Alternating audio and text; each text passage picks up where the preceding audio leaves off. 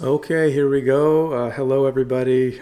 This is a pre-recorded, non-streamed event hosted by 84 Million. I'm Kyle, and I'm thrilled to have Mr. David Burkett with us today. What do we say about David? Well, he is the shadowy supercoder, self-described on Twitter and possibly elsewhere. I know he's in other areas of the internet and the code groups that I don't read. But he's a pro-libertarian, pro sound money, pro privacy advocate who was responsible for the code, which was the largest upgrade in Litecoin history. I think that's a correct statement, and that happened almost 1 year ago, last May, I want to say.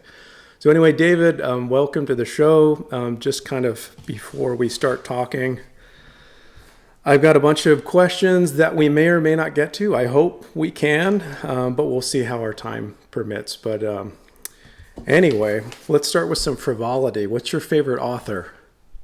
Favorite author? Oh, I wasn't expecting that. All right, so I don't know if I really have one. So, like, I mostly read nonfiction anymore. Back in my fiction days, I really liked the mysteries, the Dan Brown types, and those sorts of things. But when it comes to nonfiction, you don't really usually have a favorite author. Um, Indeed. but Well, yeah, not a ton. I don't know. I just had to make sure it wasn't the Harry Potter No, series. no, I was T- not into any of the famous stuff. Like okay. none of the things that everyone else was addicted to when we were young. Yeah, Never did. same None with of me. those like 4,000 page novels or anything. I had a childhood, so I That's didn't. good. I didn't read all That's, those. I don't know if it's good that you didn't read, but Well, I it read, but I read 1 or 200 page little things. I did not sit there for hours on end with a gigantic encyclopedia.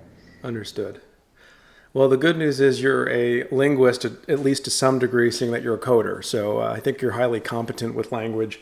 I just had to, for everybody watching, I had to throw and I know most of you are going to be Litecoiners, but I'm going to pretend like I don't know much about Litecoin today just for the sake that we can talk to David. And by the way, he's much more involved than I ever will be. But either way, Mimblewimble is the upgrade which we're going to talk about, and that's a term that actually came from Harry Potter. So I had to see if J.K. Rowling was on the radar in your favorite authors. Let's see, Frivolity Part 2. What are you playing on Spotify if you have it? Um, I don't know. I like a lot of different genres. I have like throughout the day, I'll listen to country for an hour, and then next thing you know, I've got hip hop on, and then a little bit later, it's 80s rock. So, you know, there's not really much that I wouldn't listen to. Maybe a Yeah, little bit, but for the most part, yeah, it's a variety. You should see when I use YouTube usually, and okay, you should see when it tries to mix something for me. It's yeah, the most bizarre playlist you've ever come across because it's just up and down all over. yeah. That's crazy. I remember we're similar in age. Pardon, folks, we Old, have a busy old home today, friends. so you may hear dog, baby. I'm not sure. We're doing our best here. But what was I saying? I remember being younger and having real like religious preferences with music. Like you can listen to this, you cannot listen to this. I was very opinionated, and it's more like like you. I'm kind of just grazing on playlists, and I don't really care, and it's all nice and good. But anyway, let's go on to the next one here. Last one. If you weren't coding, if you weren't doing what you do, what would you be doing otherwise? Something fun. Something like I don't know, probably. So I'd probably be making no money first off, but something like like an amusement park ride operator or something like that. Something thrilling. I don't know. Just sitting behind a desk is probably not. I mean, if it didn't pay well, I certainly wouldn't do it. Let's put it at that. If Yeah, I hit the lottery, like that's what I'm gonna do. I'm either gonna work like some kind of food joint or work yeah. at some kind of kid like anything kids normally work at. That's where I would be. But yeah, I don't really know what career choice I would go with otherwise. And I was very clearly fit for coding, so. that's just what I did. But I'm not sure what alternatives I would have if I didn't go that route. Yeah, yeah, yeah. What led you to the world of coding? Um, I was always kind of into computers since very young, um, and I kind of uh, I started writing code. Actually, C++ was the first language I learned back in high school, uh, and I did a lot of little projects back then. And then I got more into like um, the IT side of things, network administration. I was a network administrator at local school and some various jobs as that kind of thing. And I went to college and I was an idiot, so I signed up for computer science thinking that was network administration and those kinds of like computery stuff. Turns out it's coding. But I was like, well, I know how to code, so I'm here already. I'll just give it a shot. And I stuck with it. So, good thing I had no idea what I was doing. Has it been a Which is satisfying journey thus far for Yeah, you? I mean, I enjoy coding. I don't like coding for people, but I enjoy coding. Like, I just want to sit there and write my own stuff, and I don't like any of the busy work that comes along with it. The the documentation, the various tasks you have to do as a developer. I'm very terrible at that stuff. But when it comes to writing code, I absolutely love writing code. Like, I could sit there for hours on it. Good deal. I enjoy it. Yep. That's a good thing. I would think unless, I when I'm not in Litecoin, I'm doing other things in the real world too. I'm just kind of I graze Twitter and have some websites and do different things. And glad to have these platforms. They're kind of a labor of love for me. I don't have any real income off of them. It's more of a hobby. But I knew, considering I did basic coding because I worked digitally for about 10 years in marketing. Generally speaking, I was a copywriter and wrote a lot of political campaigns and worked on different stuff. Lived in DC for a little while and said I don't need to be in the heart of the empire, and I I left, and I'm glad I did. But either way, I did some basic coding. I didn't write any programs, nothing even close. More like just HTML and things like this. But there was a time where I thought it would be a fascinating endeavor, and I did linguistics in my wasted undergrad. Although I loved it, it just how's it paying me now? Of course, it's not. But either way, it was a fascinating mental experiment. Those few years under some of my professors with syntax and semantics and everything else. So I thought there might be a natural inclination for me to go the way you did. I never did. But my philosophy was like, dude, our age is digital, and unless the power goes out, there's going to be opportunities. And you're building actually on money, which we'll get to, which is a pretty unique and amazing thing. But before we go there, I need to talk about the elephant in the room on Twitter. And kind of some recent developments with Litecoin and the Litecoin community. Started with the Bitcoin community. I'm referring to Ordinals. Ordinals, I couldn't tell you authoritatively all about the ordinal theory, et cetera, et cetera. Perhaps you can. But I'm curious of what your opinion is about it, and maybe you could share a little bit with us. I know that you didn't work on it, but perhaps you have some knowledge I don't about what are ordinals, what are they, and what are we going to do with this now? Yeah, so I didn't dig a whole lot into the exact implementation, but basically they're spam for a blockchain. You have JPEGs that you like. You could store these things anywhere, and you could just commit to a small hash, like a hash of the image, and you could have an owner of it, something like that. And you would have yourself some form of NFTs that you could send back and forth. But ordinals, they actually store the whole image and all this garbage on chain, and it's a gigantic waste of block space. It's spam. It's spam for blockchain. It it's not like a huge threat to the coins any more than any other form of spam would be. Um, it it wastes block space. It makes syncing a lot slower and more difficult than it needs to be at this stage. But at some point, inevitable that we're going to deal with spam anyways. So this kind of just speeds up that process, gets us there quicker. I was kind of hoping like that we'd have faster ways of syncing or more efficient ways of encoding data, encoding transactions before we really start getting flooded with these useless transactions. But we don't yet, or at least not implemented. There are ways that we could like, when it comes to like the initial sync, we could have fancy zero knowledge proofs that like get us up to speed, like get a node synced quickly and verifiably without having to download the whole history of everything. But for now, that's not implemented or anything.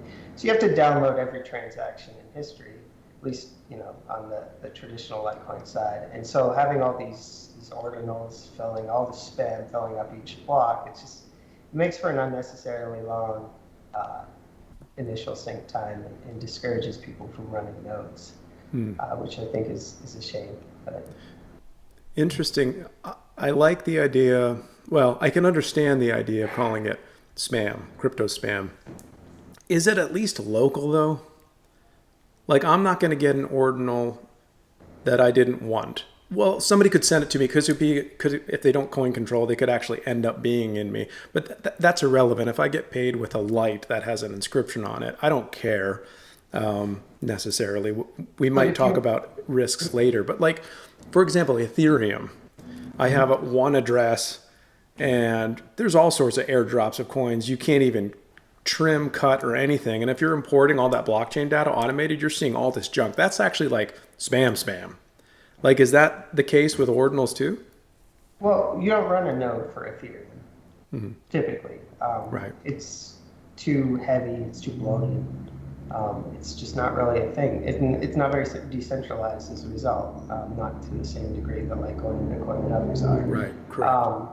So even though it's harmless to have this extra little junk, or mostly harmless to have this extra junk in your wallet, it's not the wallet that really concerns me. It's the node, and it's the fact that every full node has to download all this data and verify all this data. It just discourages people from running nodes, so it's less decentralized as a result. Like I said, it's an inevitable problem. Like it's not, blockchains are not very efficient storage mechanisms. They're actually terribly efficient intentionally. That's the way they're designed. They're, extremely redundant. It's just a terrible data storage mechanism. So it's always known that spam will cause, lots of slowness and. The fee market is supposed to prevent that, but up until now, we've had a luxury on Litecoin where we haven't really had to deal with much of a fee market. There's been plenty of block space for the financial transactions that have been included in blocks already. So you never really have to worry about, oh, is my fee high enough? Or am I going to have to wait 6, 8, 12 blocks for this to get in? The same way you do with Bitcoin. Now, like I said, it was inevitable that we'd get there. It's just, ordinals really speeds that up, and it's a shame. Like it's we have to deal with, which I don't think it's really bad. I think the hype's kind of died down now, so hopefully it stays that way. But that it could come back, and if it does, if people start attaching monetary value to these ordinals on Litecoin, then I think you'll definitely see a huge increase in them, and then the fee market issue will be here to stay. Yeah, interesting. So it's more like node spam, and it will be competition with you. Let's say I don't have a node. I just want to send Litecoin. It's competition for me to get my Litecoin from A to B because the nodes have to deal with all this other stuff, regardless of whether I'm participating or I'm getting my wallet spammed with inscriptions. Yeah, anybody who's sent both Litecoin and Bitcoin can tell you that Litecoin is a better experience. Because you don't have, first off, it's cheap. You can send it real easy, real cheap. And almost always it's in the next block, which is on average within 2.5 minutes. So you get quick confirmations because of that with low fees, and it's just a much better experience, which is why we our usage on different payment gateways and stuff, our usage is really growing. People tend to favor Litecoin over all the other alternatives because of that. And if we end up spamming our chain the same way that Bitcoin back in 2017 during the block space wars, all that spam that led to Bitcoin basically being unusable for a while, or having to spend $30, $40, $50 just to send small amounts of Bitcoin across the network. It doesn't make for a good experience. And that's what Ordinals will do for Litecoin in the short term. We don't, if they really do take off and continue the problem. Well, I've looked through the database because I admittedly did buy one just to see how it worked. And then I'm like, wait a minute, I have to coin control this single unit so I don't send it by accident in my pool of Litecoin. Really so it's really complex. It's really complex if you want to get involved. Otherwise, you can hold it for 10 seconds and it might be out the door if you're transacting in Litecoin. So definitely if you're getting into Ordinals, you have quite a bit of setup. At least the user experience now is pretty terrible. I imagine it will improve so we can control our little bits better downtime. It's interesting because I have concerns about Ordinals, but I also realize I'm one person in an ecosystem that I can't control, So, but I appreciate this dialogue, especially with you, to kind of see what the heck is this going to do to the network. I agree that it was community funded. Indigo on Twitter kind of put a bounty out. And I think that's a great community effort that we can get stuff done kind of in a... I don't fault anyone for developing this or anything. It's just... Yeah. It doesn't provide value. I know a lot of people want to really buy into the hype and they want to say, Litecoin's got Ordinals too. You should come to Litecoin. But people don't come to Litecoin for Ordinals. It's not the advantage of Litecoin. The advantage of Litecoin is financial transactions, easy, cheap, fast. There's no stress. You just send money. And these actually make that a lot worse. It takes away from the real value proposition of Litecoin. So I wish the big Litecoin influencers that were really interested in Ordinals better understood that these are actually a detriment to what Litecoin excels at. Yeah. Like I said, spam's here to stay anyways. It's always going to be a problem. It's a major problem with decentralized UTXO-based blockchains. There's nothing we can do to really prevent that aside from a fee market. That's what that solves. The game theory is there already, but it makes it less convenient to use Litecoin if we end up continuing to fill blocks, which we haven't been yet. Let's hope it stays that way. It's mind-numbing to scroll through all the images. I was looking back again. I did buy just to see how it worked, and I was scrolling through, and I'm like, oh my gosh. I felt like my IQ was lowering. Just like, what is this that I'm looking at? And again, personal opinions. I speak for myself. We're just having a chat here. I don't know what other people want to do, but we'll see. We'll see what happens with it. Again, I think it's just in the air right now. The only negative, and I kind of DM'd you about this at one point, because and this is on Bitcoin too. I think Doge doesn't have it yet, but then I've heard of Doginals. I don't follow it, but maybe they're trying to work something out with Doge. My concern is if you have and again, this gets to be, the liberty versus some mechanism of control. My concern was, what if some person with nefarious intention put some illegal content on as an ordinal? You can't stop it. Would that bring, because the government's already on cryptocurrencies, and we are a cryptocurrency. We're not a token. Litecoin is a cryptocurrency. I would argue it is a digital commodity, if we want to use the language of the state, right? But, there's already lots of pushback and regulations, and we need clarity, and it's great, and all that stuff. All of us are aware of it. And that could be one thing used to really say, don't touch this stuff. It's a decentralized distribution system for whatever might have been uploaded. And has that happened with Bitcoin before? Yeah. I don't know if it's Bitcoin or Bitcoin Cash, but I do remember several years back now, some illegal images being posted using just some I think just some off data in one of the transactions, like blob Interesting. of legal image. I don't know the details, and I'm not going to Google the details No, because I I don't want to wouldn't. go to prison today. But there were.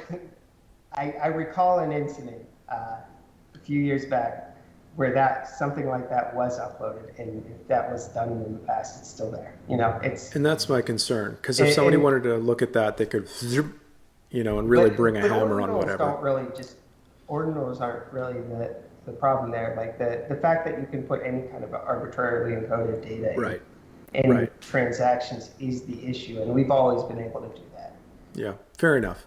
Fair enough. That's it. That's I think a good response. This is Yeah, nothing new. which It's just a new format. like Mimblewimble and MWEB, you can also store arbitrary encoded data. The pure Mimblewimble protocol, you can't do that. So it was like kind of an advantage of that. But we have like non-interactive transactions, and we allow soft forks, and ours is very flexible. So we actually added that back in to where you could also do it in there. But like one cool thing about the pure Mimblewimble based transactions is they don't have that. They don't have that flexibility. So, it's a more rigid transaction structure, which prevents a sort of arbitrary encoding of data. So we just hinted to MWeb. I want to talk about that next because that's kind of the big one. But still kind of hanging out on the ordinals territory. If I send an inscribed Litecoin, fragment of Litecoin into Mimblewimble, or 15 or 50 or whoever many, we start sending ordinals into MWeb. What happens when we pull out? Lottery? Um, so I don't see. This is where I don't know enough about ordinals. Fair enough. Are you sending the image each transaction, or does it all just like? Well, I think it's link back attached to the piece. I think it's like So attached to the each piece. send reattaches that same piece of spam. I think so, because if I go buy a CryptoPunk and I have my little deposit in my wallet of a CryptoPunk and I send that CryptoPunk to my MWeb wallet, it'll go. It's still Litecoin, but I'm wondering if I pull out Well, or depends someone on else how it's pulls encoded, out, though. they Like, could get a does it go, CryptoPunk. or does it look at the history of it and know that this was once that CryptoPunk, and then now anyone who owns this UTXO forward? I mean, it probably does just copy it each time. I'm not sure. It depends on the implementation of Ordinals, but yeah, you would be sending it to the MWeb. So there's not really it doesn't come back. Like the owner of it then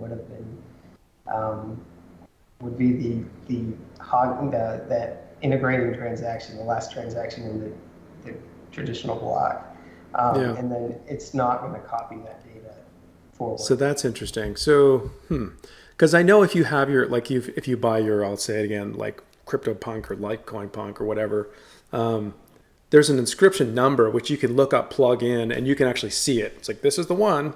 So obviously, if you sent that into MWeb and somebody pulled out on somewhere else in the MWeb environment, pulled out and they got it, they wouldn't know to even, unless that inscription data carries with the Well, see, that's the thing. piece. Like the inscription data, if it's copied in each like output, I guess it's part of the input maybe. If it's copied in each like send, well, it can't be then. It's lost then because you don't copy it. The integrating transaction is not going to copy it. It's a very rigid format. It's a standard format. There is no arbitrary data in that transaction. So would MWeb purge ordinals essentially? Well, you still have the history that is the real, the real nuisance of yeah, but you can't send them on M1. So Okay. not yet, anyways.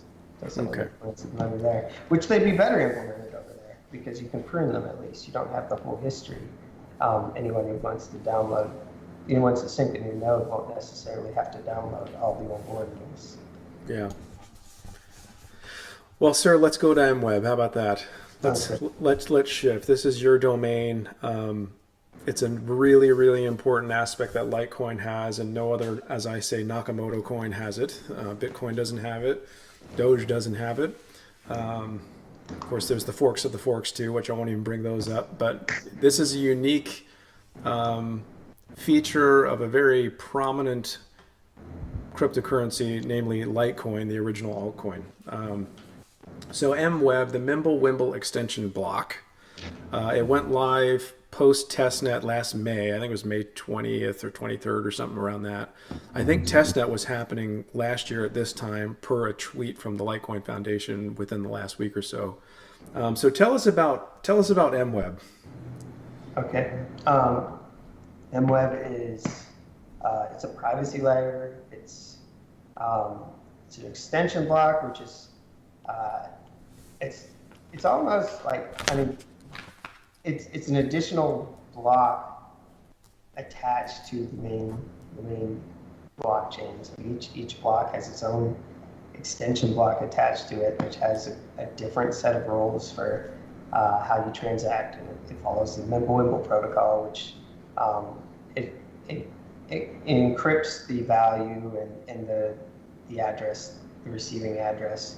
So there's, it's a more private way of sending coins, and then it's it's prunable to where you don't have to download the whole history of like for syncing regular Litecoin node, you have to start at the beginning, and each block you have to download in full because you need to see which coins go where, and make sure they can all trace back to a valid coin base, to make sure there were no double spends and anything, no inflation or anything like that.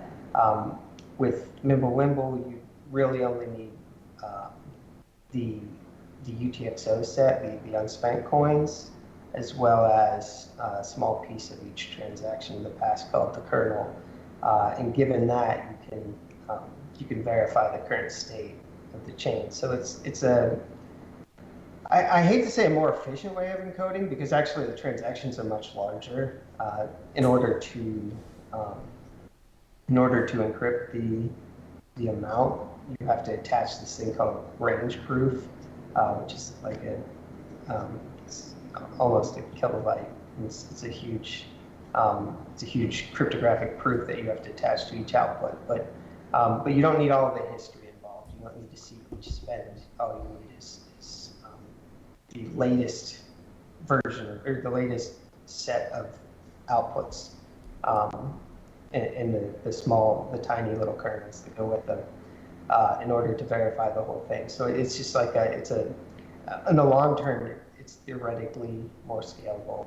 It's definitely, at least from the point of like initial block download, you should be able to sync a node faster with MWeb versus, using Mimblewimble versus a traditional UTXO based. So. Very cool. Why privacy on Litecoin? Why is it important? And how private is MWEB? So why privacy? Right now, if you use your wallet to send to someone else, and you're not careful about how you build your transaction, or the way it works is you point to coins that you have in your wallet when sending something. You say, hey, I own these coins, I want to send this amount to this person, and then the change will come back to me. But in order to do that, you point to coins that you own and the amounts. So let's say that I send you 5,000 Litecoin, and then you want to send one for your coffee or whatever you're buying with one Litecoin. I guess it'd be more than coffee, but something. Ordinals. Sorry. Yeah. So for your ordinal, and someone knows that you also have 4,999 other Litecoins still, because they can see them in the inputs, they can see the change going back, and it makes it like less convenient for things like receiving your salary. Let's say you want to receive your salary via Litecoin. Well, then every 2 weeks or a month, or however often you get paid, there's the same amount going into an address on chain, and people can quickly realize that, this person's getting this much salary. And then let's say that you interact with them, suddenly you know how much they make each year, and there's just all kinds of, basic privacy has existed for money forever.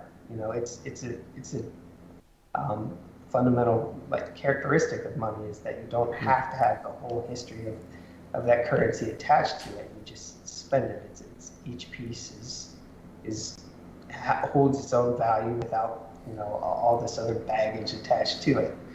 But that's different in the digital world, at least for the blockchain world, where you have like each coin you spend has its own history, and you can learn a lot about the person spending it, or who they've worked with, or, who they've dealt with in the past, and all kinds of different things. It's just, you wouldn't want your credit card statement online, you wouldn't want your bank account statement online, neither should you have your whole wallet history available to everyone who you interact with. It's just, nobody should want that, I would hope, for pretty obvious reasons.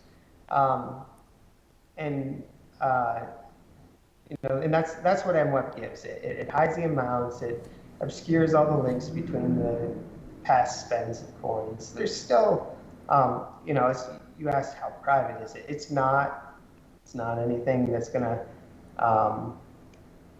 if you're committing a crime, that's MWEB's not the tool to use. And it's not because I don't think you should commit crimes.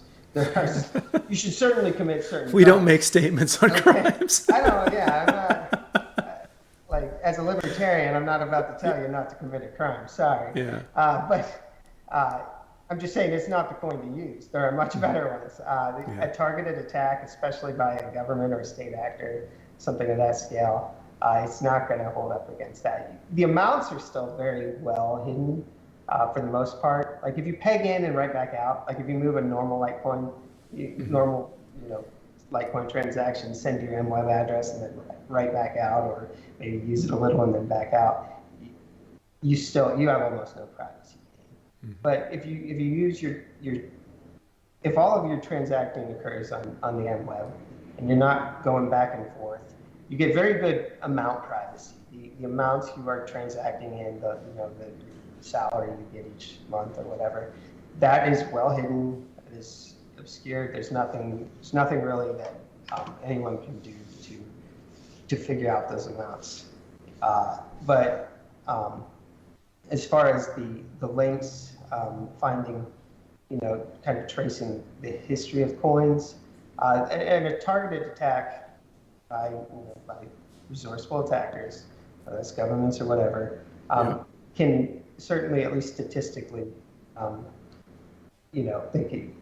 it's not pure privacy. They can learn a lot. Yeah. They may not be able to right away, but they're like, you interact with enough people, they can trace back enough of the history to figure out that there's a good chance that you could be, or these several people could be, involved in some maybe financial crime or whatever that took place.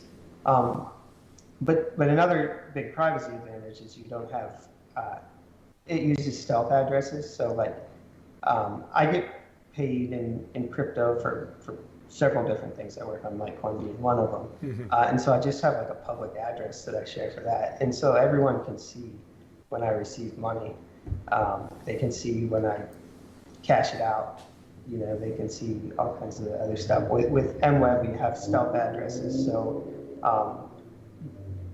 it's the same as if every time people sent to me, they use a different address. It's like I gave them a one-time address every time. So you don't have the problem of address reuse where, you learn someone's address and then you can see each time that someone sends to that address. You don't have that with MWEB. It's each send uses its own one-time key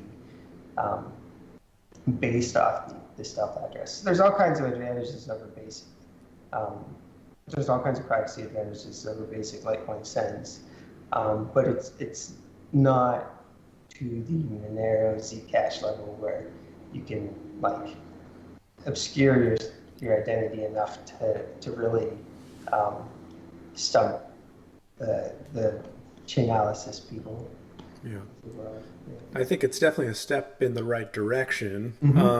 I think part of that, if I remember Charlie Lee at one point, and this is before MWEB even launched, but he was talking to you and talking about this for quite some time on Twitter and et cetera. So I believe part of it's kind of, he says it's kind of like, you can have a glass house, or you can have basically like it's not a stone wall, but let's say a stone fortress with no light going in at all. Or you can have the modern house, which has mostly walls, but a few windows. And it's a nice compromise of privacy and transparency. Yeah, he's good at analogies. I would love a stone house that. I, um, fair uh, enough. I want perfect privacy, Go but live in a the cave. thing is, like, there's not a good technical way to do perfect privacy. The two examples I used were Zcash and Monero, which don't have perfect privacy, but have, Zcash has at least pretty damn perfect theoretical privacy. There's other limitations. And then Monero has statistically very good privacy, Yeah. but it's still statistical. Um, but Monero scales like shit. It's terrible. It's Hmm. horrible scaling. And Zcash also has some scalability issues due to the complexity of the algorithm, but also just due to the complexity of the algorithm. Like, I couldn't do it. I couldn't code it for you. You couldn't find anyone to code it for you for, uh, like Zcash has this whole team of engineers working on their algorithm, and they still introduce like critical consensus bugs, that critical inflation bugs that like they have to fix in secret and whatever you Yeah. find out later. It's super complex. Don't they have an There's, annual? I don't know if it's annual. That's a typical calendar system. But don't they have a normal like dump routine of certain data they gotta like? You have to trust them to like obliterate. There's some sort of ritual with well, so Zcash, there right? was a ritual at the beginning in order to there's like a ceremony that was Yeah. performed in order to set up the initial Zcash. They're no longer under that. So Okay. that's So that's more trusted a now lot of than the before. criticism of Zcash was that trusted setup. Hmm. But like, and they still are kind of limited by it. But the way it works now is like there's a turnstile, and like they have to any new transaction has to use this new format, and Hmm. any old transaction that was part of like the old trusted setup has to go through this turnstile thing, and only the 21 million Zcash can ever go through there. So if ever Yeah. there was some kind of inflation issue that was introduced by their trusted setup, Hmm. like there's that you don't have to worry about like infinite coins printed because of that, because the turnstile thing will kind of prevent that. Like you'd Yeah. be first out. And as far as we can tell, there was never an issue like that because there hasn't been more than 21 million coins attempt to come through. So you don't really have you don't have to worry too much about the trusted setup anymore because there's now a new system that's even better and Hmm. it's theoretically not trusted, but you still have to trust the handful of scientists of the world. That's what I mean. There's still kind of But that's only there's that's humanity only mixed in with it. intellectual trust. You still trust a handful of people that MWEB works. Like, Right. as much as I'd like to think there were thousands of eyes on the code, there were like 7. And there's probably been a handful more now, but you still there's unless you're out there reading the code yourself, you're still trusting me and Yeah. the auditors and other developers who've looked at it. The various hackers out there who've probably tried to steal money from it and failed. So, you're not. There's not a huge list of people that you know torn into the code. So you're trusting to a degree, but the number of people that could audit the code Hmm. uh, pretty thoroughly is much higher for something like Mimblewimble than Yeah. this extremely complex zero knowledge system that Zcash is based on. And that's why we don't have something like that on Litecoin, is it's just technically not feasible. And in terms of supply limits, auditability, there will never, as it says on the wristband on the front of the website 84million.com, there will never be more than 84 million Litecoin. That is still verifiable with MWEB. Yes, verifiable. And if ever there was like an issue, say the range proofs had some kind of flaw in them where you could somehow, or maybe like there's some uh, there's some like randomly generated public keys that like if anyone ever determined the relationship between them, they could use it to Hmm. inflate the MWeb side. But just like the system I mentioned for Zcash, where only 84 or 21 million could ever be in this new system, like you can never have more coins peg out than ever pegged in. So like if ever there was concerns of inflation, you could move your coins off the MWeb and like verify that there were only 84 million of them, or there were never more. Um, you can't just like print, you can't inflate coins on the MWEB side and then bring those coins back to the Litecoin side. That would be an obvious problem there in existing consensus rules. And that's where it would break. Yeah. Yeah. Break in a good way, meaning sequester any possible inflation. And it right. still suck. It would still really suck because it would be like a race out, first one out, and everyone's stuck and MWEB's stuck. But the protocol is simple enough that you can easily verify. It doesn't take, this doesn't take some super genius cryptographer to go verify the supply of this thing.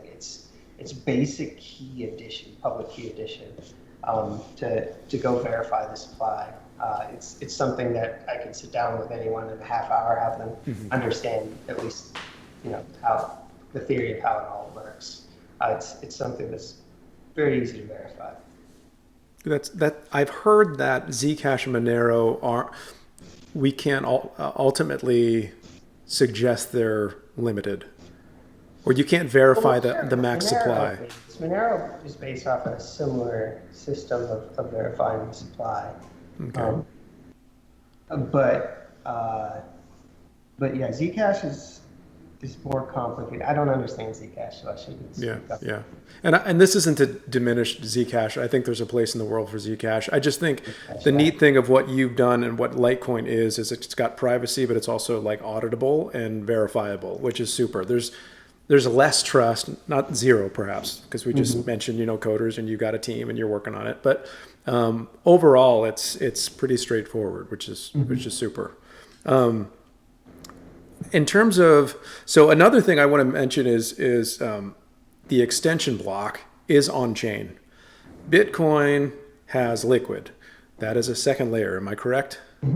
Can you compare MWEB to Liquid? Because a lot of maximalists would say, Bitcoin's private with Liquid, yet it's not on chain. Not saying there's not a use case for it, but it's not on chain.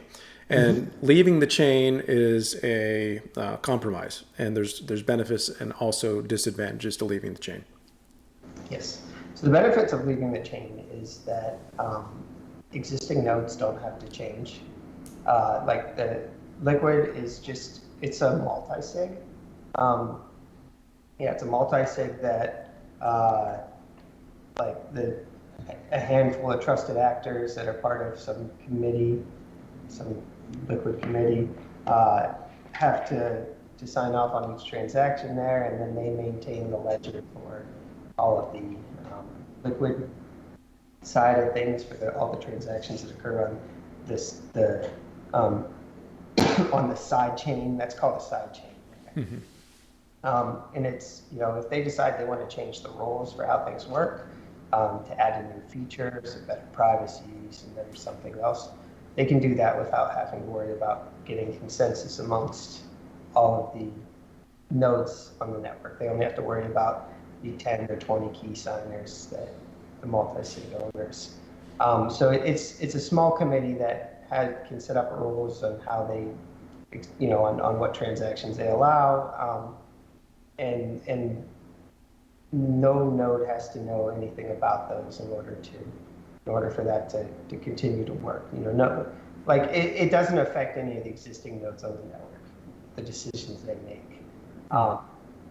Whereas with extension blocks, miners have to know they have to know how they work, because they have to build blocks that follow the new Mimblewimble, the new MWEB protocol, and any upgraded node has to verify all the consensus rules are met, and if they weren't, you would have a chain fork of, you would have a consensus disagreement. You could split the network or something, but as long as there's enough upgraded nodes, which there are, you don't have to worry about that. But it's part of consensus. That's the big scary consensus algorithm. It's part of that.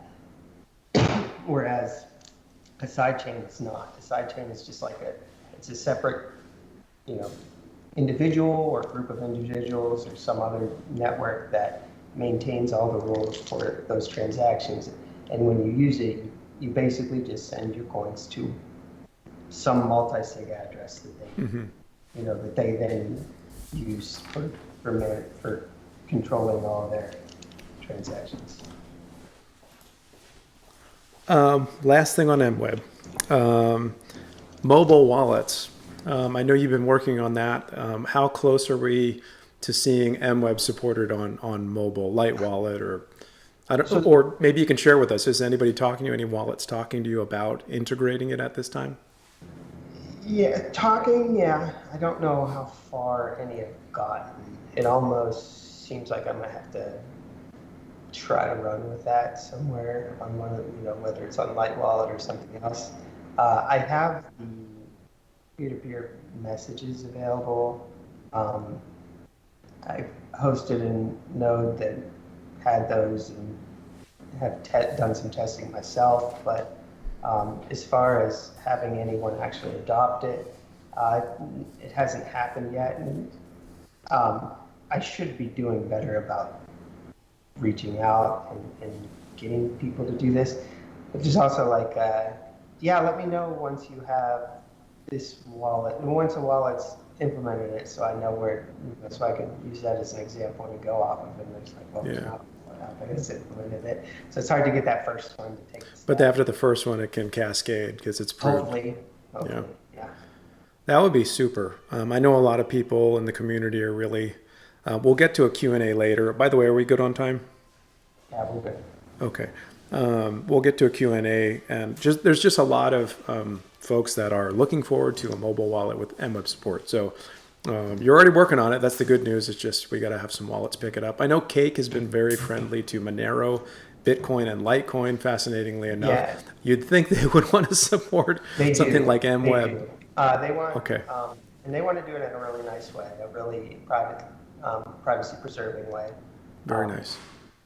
So they actually probably won't have a good example they can base theirs off of. They'll have to, like, the messages I've set up for the protocol have support a number of different, trade-offs when implementing this, and it would support their workflow as well. But part of it is I'm not very good at documentation, so I need to get better at that, or someone needs to. Step do we need to organize a bounty to get you to more organized with documentation? I'm kidding. Find a technical writer that wants to step up and do it. Yeah. There's a call to the community. Yeah. I mean, there's anyone ever wants to write my documentation, you are more than welcome to. Okay. You've heard it here first, folks. Anyway, I'll share that a little bit beyond this conversation too. I'll put a tweet out and see what we can do to help you, because you've been doing a lot of the work here. If not, well, I'll leave it at that. And we're grateful for what you're doing, David. I'm going to go to just money generally, and then we'll go to the Q&A.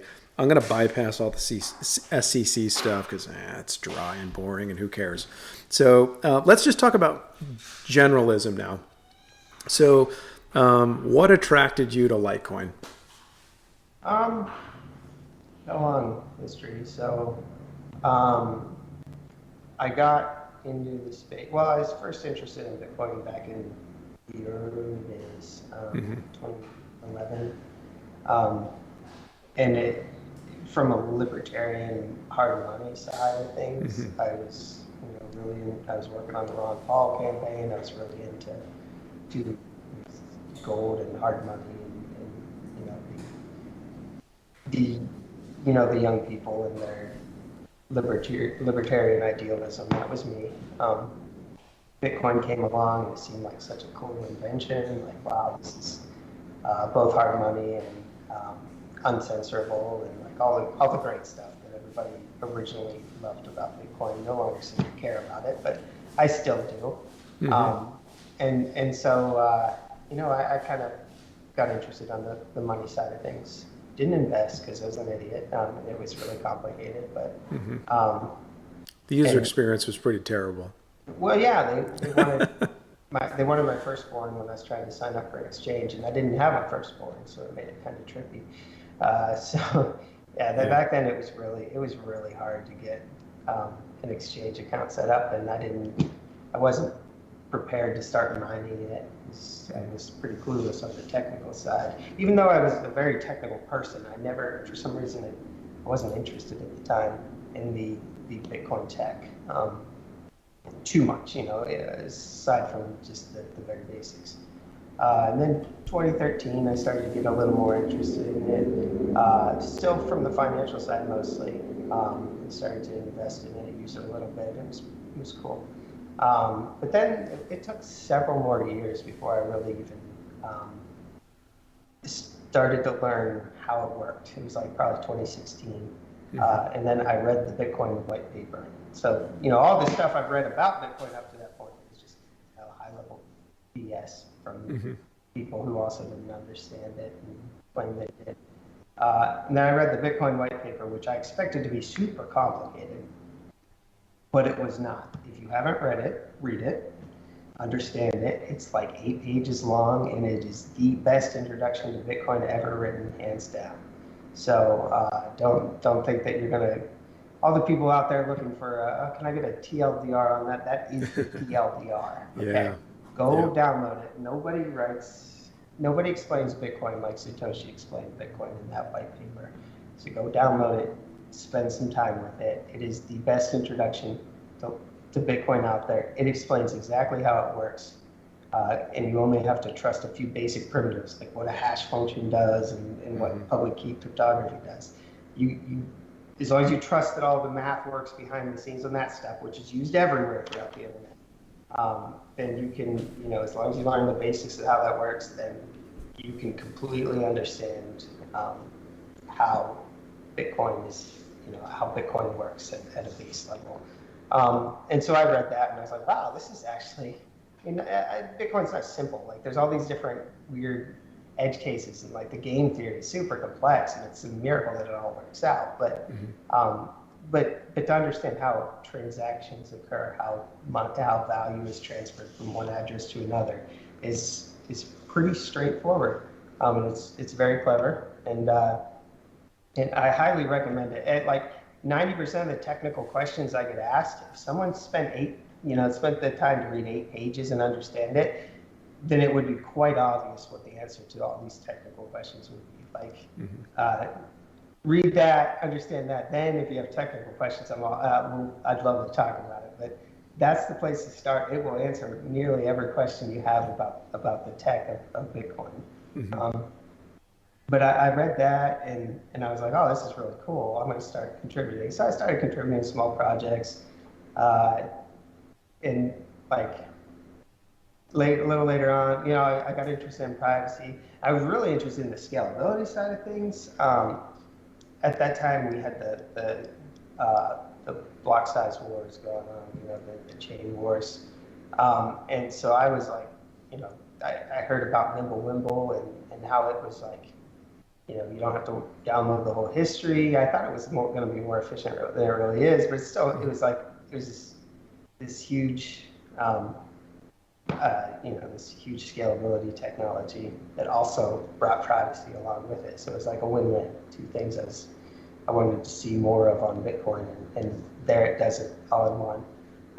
So Grin was being worked on at the time. I decided to step in there, see what they could, see how I could help, and it turned out there were a bunch of super nerds who like had a console only and like nothing usable, and they're like, yeah, we're gonna launch in a few months here, and I'm like, launch what? Like nobody can use this damn thing. So I was like, well, I don't know how to make my own.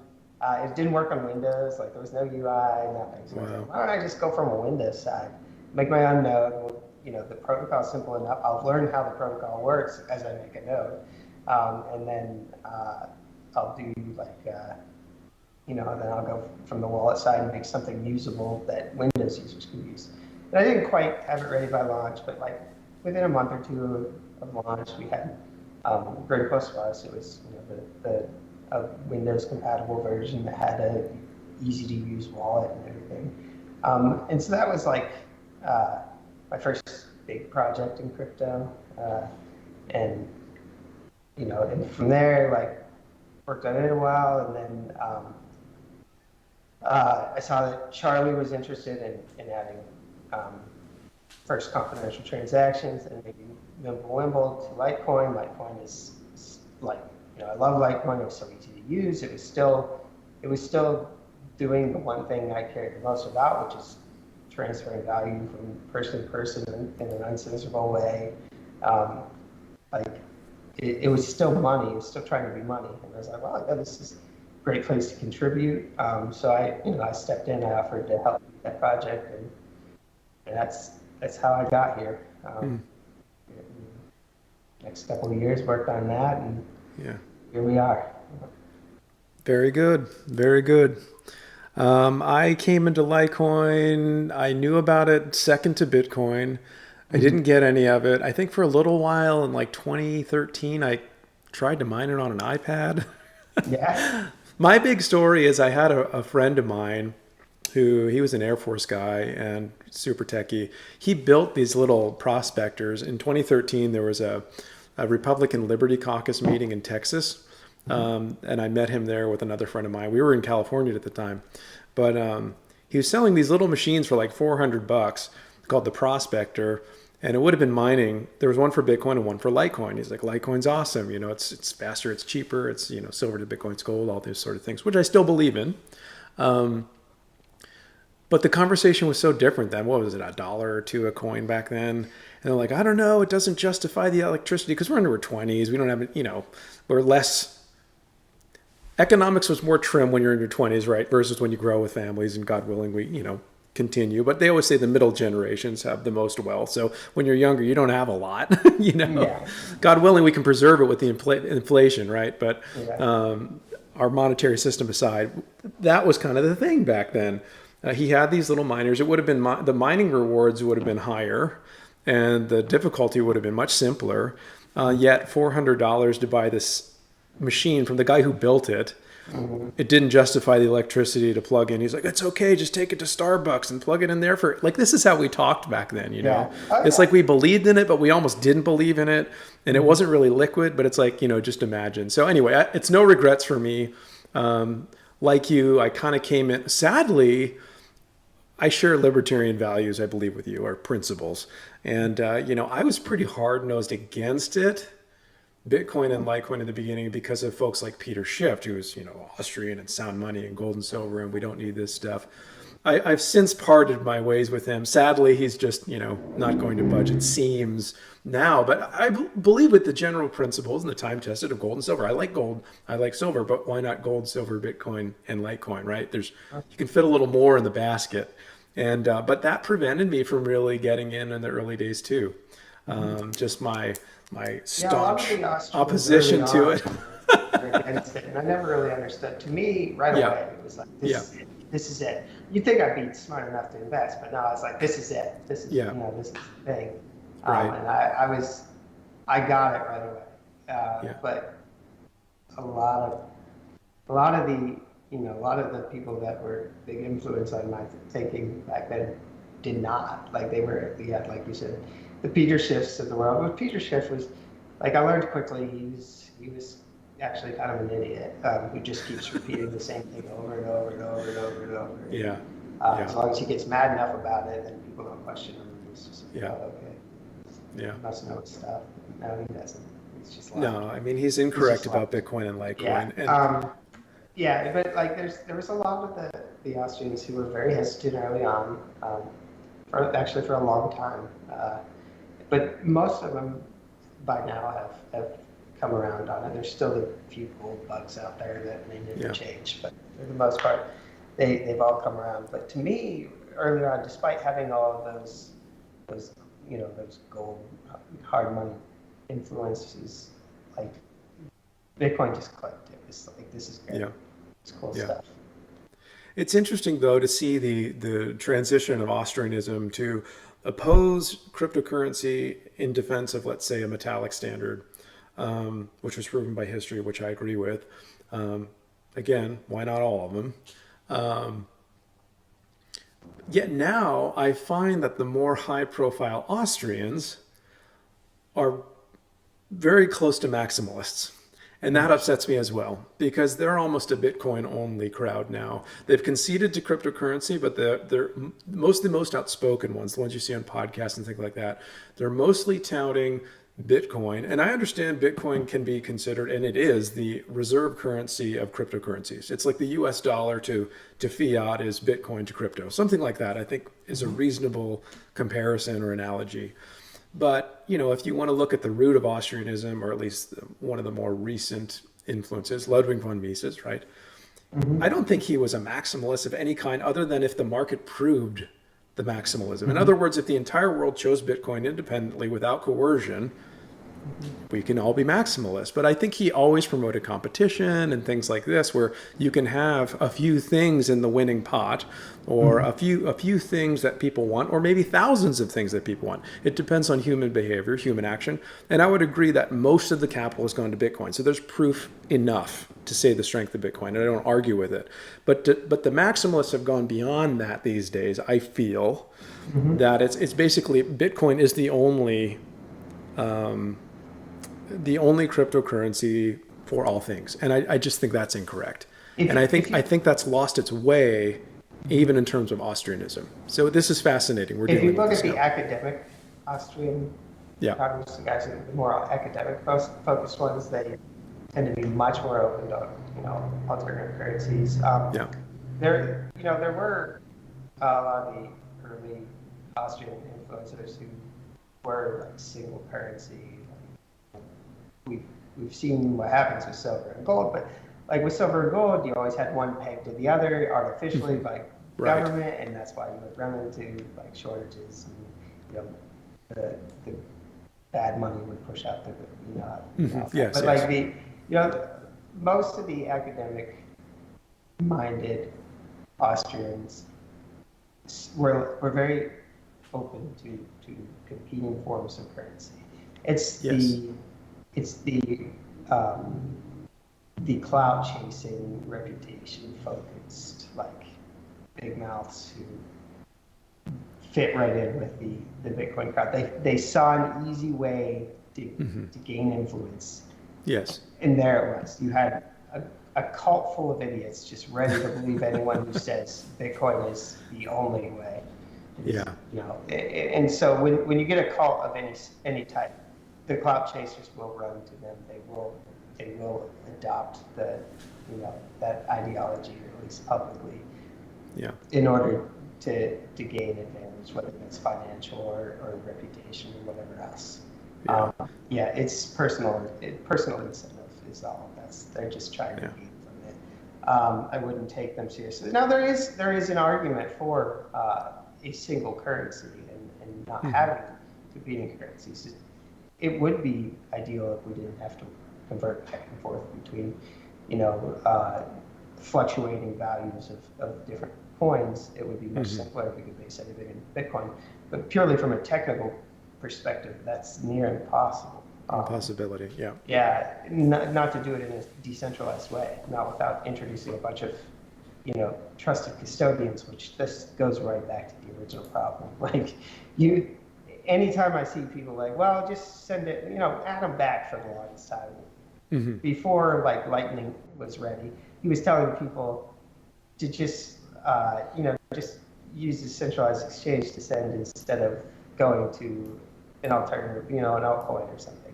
Or just cash it out in US dollars and then just pay it somewhere else, and then rather than using the obvious, like another decentralized currency, which was less spam. But it's just, you could tell the financial incentive was there for him to promote Bitcoin only, and that's all it took. Whether it's intentional or intentional lack of morals, whatever, or if it's just he's been able to convince himself, subconsciously that it's the only real crypto. Like, whatever the reasons, however much you want to credit him, it's there just end up being a huge crowd of those people who at least publicly claim that it's better to use a trusted third party than to just use an altcoin. Right.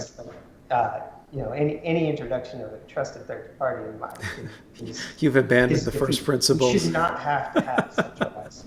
If we do, like, there's nothing preventing all of the things we don't want: Right. censorship, inflation, like, Yeah. fractional reserve. Like, we all were against fractional reserve back in Yeah. 2013, back in the early days of crypto. I thought it was like a core tenet of Bitcoin. It was like I no would argue fractional it is a reserve. core tenant. But not to some people, because they Yeah. were willing to give that up over, you know, accepting that altcoins may play a role. Even if temporarily, like, they believed in the Litecoin network long term, but like temporarily when it was in the round, they were like, nah, it's better just to use a trusted third party than an altcoin. It's like, okay. Yeah. That's weird set of values you got there, but whatever. I agree with you. Part of me thinks the crypto community has lost its way, and Oh, that's all a of them, all of them, I would say. yeah, and it's a personal opinion, right? I speak for myself, but you can compare the early days, like what you're talking about. We have, Chancellor on the brink of bank bailouts, encoded in the Genesis block of Bitcoin, an antidote to financial chaos, corruption, fraud, all sorts of issues with the modern monetary system as we know it, and you had a lot of that. I think a few people are still around that kind of still preserve that have more of a spotlight, but some of them have disappeared over time. And it's just morphed. A lot of things have changed just with the general community. Sometimes, well, not sometimes. I feel that the Litecoin community still has more of those principles Yeah, I agree with you. I was surprised by than that. Bitcoin, but we haven't been as flooded yet. So we'll see what happens in time. Yeah, I you always know, knew, and I always knew, like, early on, like, once the general masses came in, things would get pretty bad. But I yeah, just didn't realize how quickly and how terribly. Like, the whole the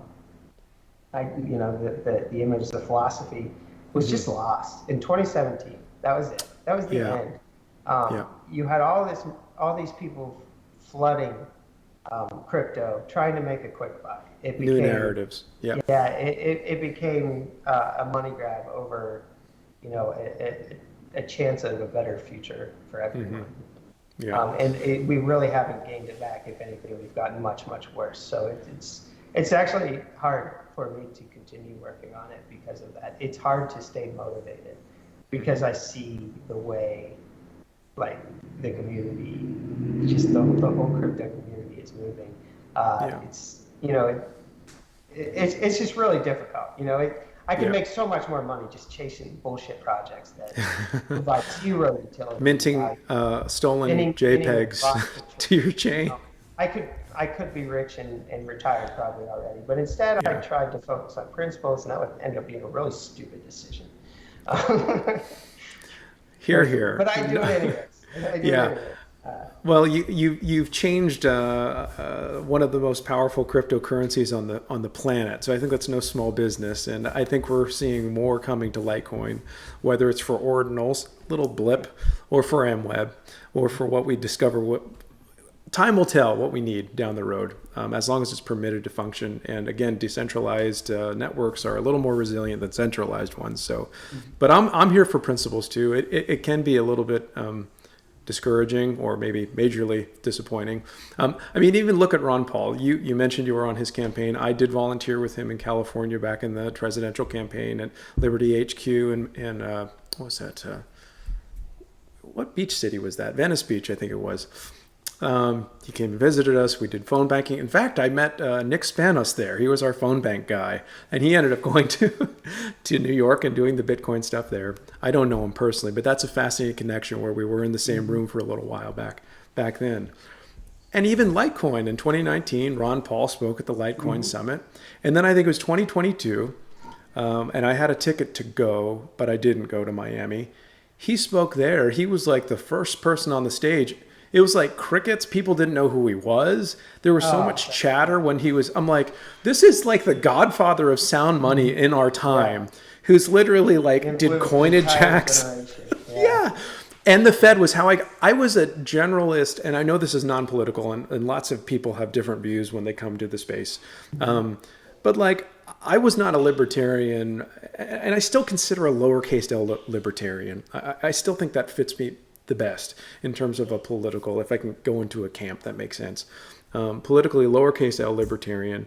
You know, and the Fed was the book that changed it for me. It talked about sound money in a very simple way. It talked about how the Fed worked, and I'm like, why isn't anybody talking about this? You know, and that in our generation was super big, and I think that that's inspired a lot of us. This campaign was very eye-opening for myself and lots of other people. Yeah, and yeah, we've lost that. The new generation is not here for that at all. You know, I guess I'm a dinosaur these days. I didn't realize it happened so quickly, but it happened very quickly.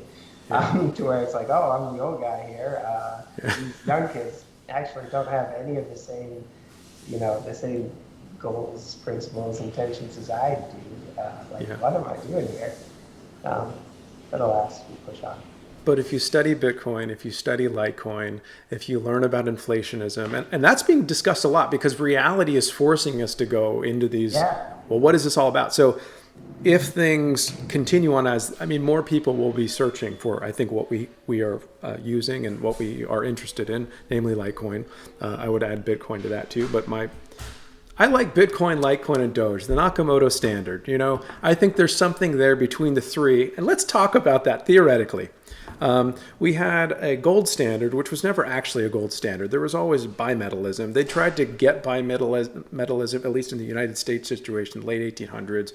William Jennings Bryan, you know, you're not going to crucify me on a cross of gold, etc. But they were always circulating in tandem. You had a gold standard, but you also had silver coinage, and you had copper and nickel and other things. So if we want to take that, maybe it's an archaic model, but it's a framework we can understand in our mind, multiple things meeting our general needs. If we did Bitcoin, Litecoin, and for example, Dogecoin, and this could be expanded, but I'm just saying with the Nakamoto protocol, the truly decentralized currencies. And I didn't take Doge seriously for a long time, to be honest. I really didn't. But learning about it through its S-script mining, through its tail emission for Litecoin, I think there's something really neat about it. Not to mention that it's inflationary, although it is a gigantic supply, far more than 2184 million. It's still fixed inflation, which is non-arbitrary. So over time, the effects will be known less and less and less. So that's actually still sound. So I'm thinking we can, if we were to convert in a free system, not talking about CBDCs, absence of coercion, you know, and government currencies and their motives, could a Bitcoin, Litecoin, and Dogecoin service the entire planet in terms of transactional volume? I think it could more realistically than Bitcoin alone, for sure. And it would allow for some second layers for maybe the more frivolous transactions or whatever. But I'm curious of your opinion of those operating in tandem, perhaps atomic swapping between them. I think there's something that could happen, and it could facilitate world exchange. Ideally, we would have one coin that was technically capable of handling the world's transaction volume. We do not currently have that with our available technology. At least not to do that in a decentralized way. So until we get something like that, I assume we are going to be stuck with a multi-currency world. I see nothing there that really says it has to be Bitcoin, Litecoin, and Dogecoin. I actually have zero interest in Dogecoin. It was running on like version 0.12.1 of Bitcoin or something up until like 6 months ago. It was basically a broken protocol. It was a meme and always has been. And it was created as such, to be fair. It was created as such, yes. Throw enough billions of dollars at something, and suddenly, they've got to take protocol security and stability a little more seriously. And so you've seen they've really upped their game. They've got some newer version of the code out there, and I'm sure it works much better and the network's smoother. But for the longest time, you couldn't even really transact on it because it just didn't click. So I don't have this like big Dogecoin love or history. There's no romance here. Can you give it credit for lasting as long as it has, despite being a joke? Yeah, I mean that's it's impressive. There's a number of them out there, but you're right. Yeah. Like it is for as old as it is, and it's got a huge fan base. Yeah. And it doesn't have to include Litecoin either, although I would expect it to because Bitcoin works. You know, it's the longest running altcoin that I'm aware of. It's always just worked, and like everywhere that accepts Bitcoin and one other coin, or at least one other coin, well, they end up accepting Litecoin, Ethereum, Bitcoin Cash. Those to me are like the big four adopted cryptos. Yeah. And like if you were to ask me which ones I think would hang around for a while, those would be them. Even though Bitcoin Cash is kind of dying off, Yeah. at least the other three are there. But regardless of how many there are and which ones there are, until we get some kind of technology that will handle the world's transaction volume in a decentralized manner, I think we're going to have to live in a multi-coin future if we want any chance of overthrowing fiat. And so from there, it's how does that work? Well, I have ideas of how I would expect that to work. I would expect there to be, whether it's a local currency or base everything off of Bitcoin or some other core currency, I would expect people to be able to store in their wallet a certain value and a certain amount of wealth, whatever that's what measured in. It could be stored in various different coins on their wallet and not have them necessarily know about it. And I would hope that you would be able to buy something when you pay for something. You could perform atomic swaps in the background based on going rates. You would need a lot of liquidity there and some stable price relationships, not fixed, but stable price relationships between the various coins for that to work. But I would hope that in the future, if we are going to have a multi-coin future, and that's a big if we're going to, I would hope that translation between them would happen automatically through, decentralized mechanisms. And this is being very, very optimistic, because realistically, what will happen is we will have centralized custodians that deal with all this. But I would love that not to be the case. Right. And we have, decentralized swaps or some sort of way of transferring, or, just like, even if we send all three coins or something at the same time, like the value, you have to, if you only have, some Litecoin, some Dogecoin, some Bitcoin in your wallet, and they can use some combination of those three to send their correct amount of value, and that just happen automatically. I don't see a future where people are kind of like calculating on the fly. Well, I know they want 4 Bitcoin, but I have 60 Litecoin, and maybe that'd be about like, Yeah, that would be a headache. but whatever. No, that's not, nobody's doing that. Yeah, yeah. There's going to be one that they understand. It's probably going to be US dollar or something like that. Yeah. And it could be local. And it could be, it could even be the digital currency of local, each country has its own, or each town or each state, whatever size geographical region has its own. You think in value based on that. Right. And then, I would expect the conversions to happen on Just that. denominations. Then you have the problem if you're storing a really weak currency that maybe inflates a lot faster than others. You have value loss. But ideally, you wouldn't be sticking to ones that are more stable in value. Yeah, I don't know. I don't have it really worked out, but I think that if we were going to really support, all of the transactional value of the world, you're going to have some sort of automatic mechanisms for dealing with multiple assets without having to burden the user with all of the thought processes. Absolutely agree on evolving a user experience to accommodate, but maybe it's the underlying structures, again, denominated in a local or something else. I agree with you. I think we're heading that direction, and in a free system, if permitted, we will have a solution. And then if we choose one, for example, if we choose Bitcoin, then there it is. But it's a voluntary choice that says this currency works the best because of it is what it is and it's self-evident, and there's no real excesses of propaganda, to promote it. That's where I argue with some of the maximalist Austrians, because I don't think they're compatible. But unfortunately, they're looking similar these days. Again, the louder voices, the louder The voices. maximalists are, yes, they're focused on personal, Yeah, financial gain, almost always. Almost always. Assume that everyone in this space is doing that unless yeah, clear otherwise, like this, most yeah, people in this space are. They do only care about their own personal finance. There's correct. not all, but it is a good majority. So you Yeah, really got to take everything with a grain of salt, yeah, especially with the loud influencers. The more followers, the more grain of salt. yeah, yeah. Well, how about this, David? We will switch to the Q&A and then we'll land the plane. All right. All right. Let's see. So this came in from Twitter on the 84 million Twitter. This is from PsychXL. When will everything be available to implement on mobile wallets? Thanks, appreciate it. We kind of talked about that.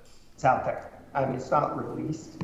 I'm working on so there's going to be 2 releases coming. So we just had a release that had just one security fix based on some vulnerability that may exist. I don't know anything about it other than I was told this is an important fix, and it seemed like an important fix. Bitcoin has had it on their network for a while. So we released it. We took their word, and so we released a new version of Litecoin that has some security fix around a few peer-to-peer messages that take place. So if you haven't upgraded yet, you should. So that just came out, but I'm working on a release now that has a lot of bug fixes for MWEB. Some of them are just more technical based, like the build process, but then there's some around the wallet that, there's one bug where when you go and sync a wallet from the same, like a backup copy of your wallet back, sometimes the balances don't match. It's because it has like the wrong, the change isn't identified correctly or something. There's various UI bugs and things like that came about from MWEB, especially on the wallet side, which is much more complex. So there's a release coming out with that, and then after that, there's going to be we're going to try to get a new release out on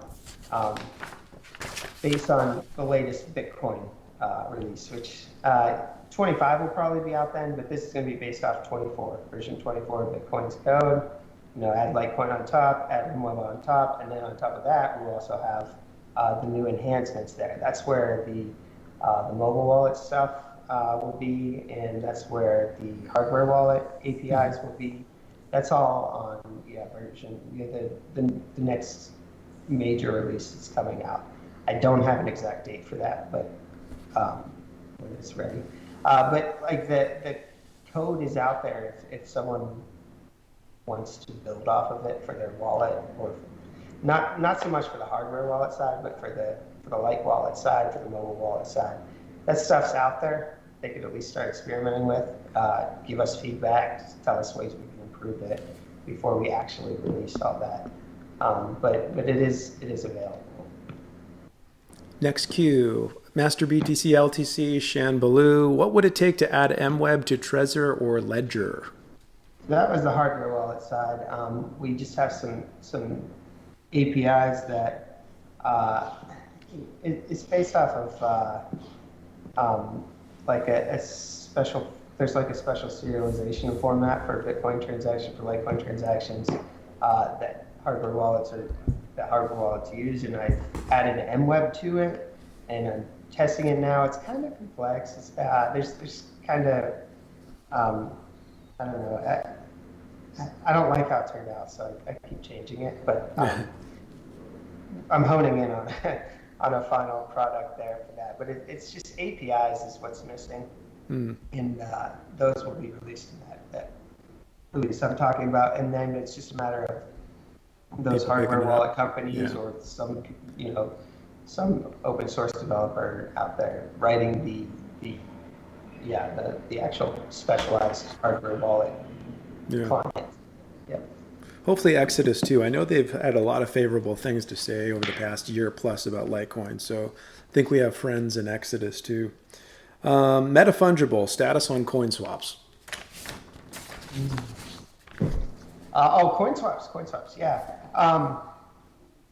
So I've seen, I don't know if what the current status is on Grin, but Uh, Skillio was the guy working on it. He has, from last I saw, there was like a fully functional coin swap service out there for Grid.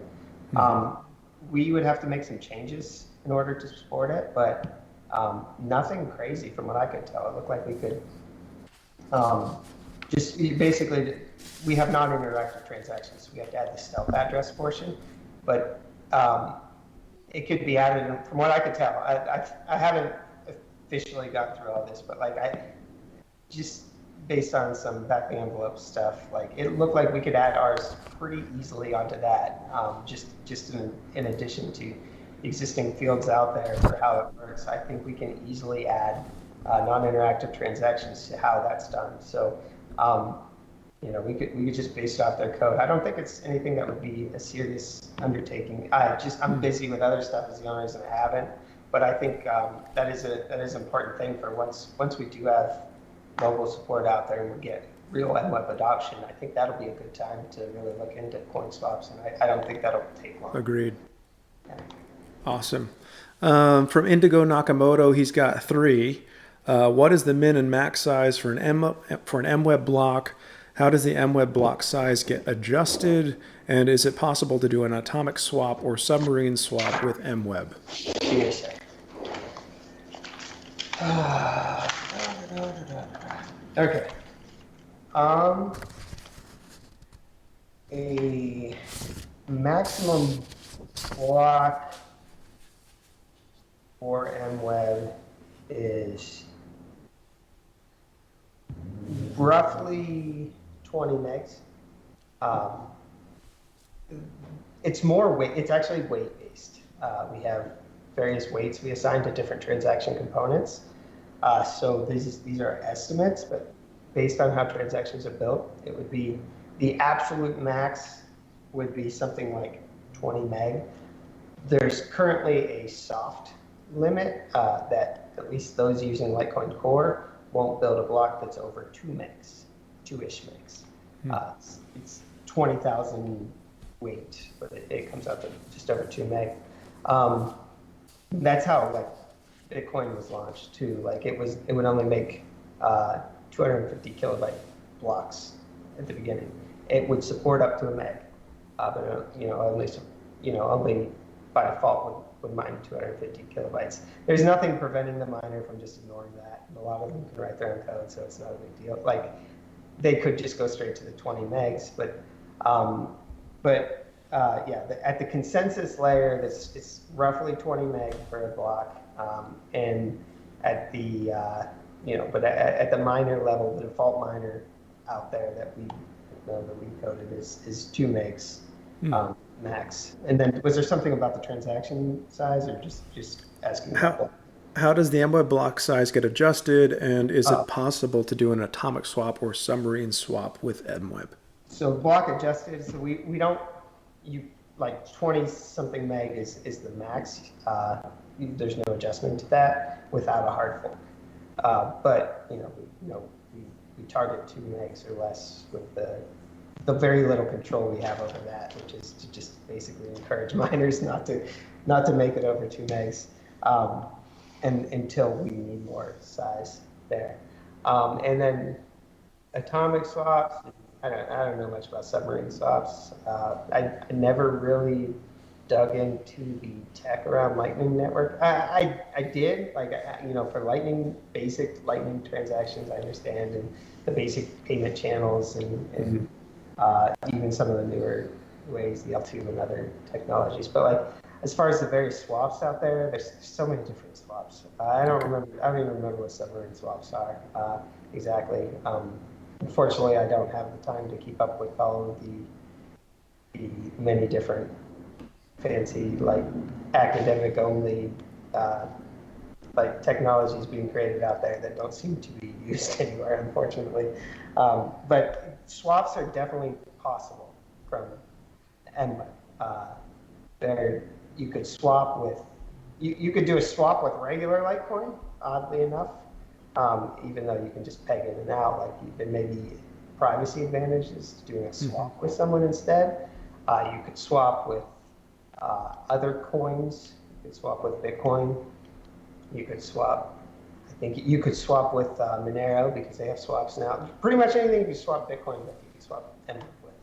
Uh, we have just enough flexibility in those transactions that you can do all kinds of different things. You could have a Lightning network on MWEB that is based entirely on MWEB. Has hidden amounts, addresses, things like that. It would take some work to try, to have someone younger, but you can definitely build an entire Lightning network that's on top of MWEB itself. So there's all kinds of different. You can do almost all of the third party, or not the like second layer, third layer type swaps and other things that you can do on Bitcoin. You can do almost all of them on MWEB, because there's enough scripting well, there's not really any scripting capability, but there's you can use scriptless scripts, and there's enough fancy crypto solutions out there that you can piece enough together to accomplish all of those same tasks. Let's see, what do we have next? We have 2 more questions. This is from Bake the Crypto. Did you get paid? I don't know. I know there was a QR code to support your endeavors, and if you have one for donations, let us know because we can share it. But I think that's what he means. So early on, there is an MWEB fund that early on was funded by the community, and there was lots of donations that came in, and it paid for the first 2.5. It paid for all development up until release. Since then, it's been really hard to get donations. Charlie has covered the gap since then, but it would be really great if I didn't have to rely on a single person funding this. Email me your if you have a tweet or if it's just an address, and I'll put it in the show notes. Yeah, there's a Litecoin talk post about it with the MWEB dedicated fund here. I will send it to you though. That sounds good. So you did get some compensation. There is a fund that's open. There's a fund. Yeah, I was paid to work part time on this for years, and still paid. Charlie was matching the fund with 50-50 donation, but then the donations dried up. And so far, he's been funding it ever since. Yeah. Last question for you, sir. Would David Burkett 38 be considering? Would you consider to contribute to the Digibyte community? So far, that's one Bitcoin fork in which ordinals have not become a polarizing subject. I mean, they will be. It's only a matter of time. I'm not so against ordinals that I'm ready to run away from a chain because they've added them. Spam is a problem on blockchain, okay? And spam will exist in various forms on every blockchain. And so, running away from the first sight of spam is not, that's not going to be the thing that gets me to another coin or whatever. I'm plenty happy where I'm at now. I'm sure it's a great community. I've come across many members, whatever, but I have no intention of switching to a different. I've got plenty of work here. So yeah. Well, good deal. Well, that's the end of our Q&A. Thanks to those who did put in some tweets. David, it's been a pleasure having you. I really appreciate your time this afternoon. I'm looking forward to uploading this one and just letting it be a part of the record of what is Litecoin, what is MWEB, your involvement, and et cetera, et cetera. So anything you want to end with? No, not really. I enjoyed this. Thank you. Thanks. Pleasure, my friend. This is the first of maybe one of 84 million video content, but you're someone I wanted to talk to personally. I consider you, I don't know. I look forward to meeting you one day. I didn't make the summit last time, and of course you spoke there, and you've just done a lot of great work, and I think ideologically we can see some things similarly, so I appreciate that. But thanks for coming on. If anybody doesn't know how to find this gentleman, he's at David Burkett 38 on Twitter. That's how I found you. Is there any other channels you want to share, David? I mean, on Telegram and everywhere else, but Be patient. I'm really far behind on communication. Like I can't express just how far behind I am. We're talking months. If you sent me a message in the past and I never responded, it's not because I hate you. Send it again and again and again. But Yeah. I will get back eventually. Here, here. Well, it was a pleasure, sir. Enjoy your evening, and we'll talk to you soon. All right. Thanks. All right. Thank you, David. Bye bye.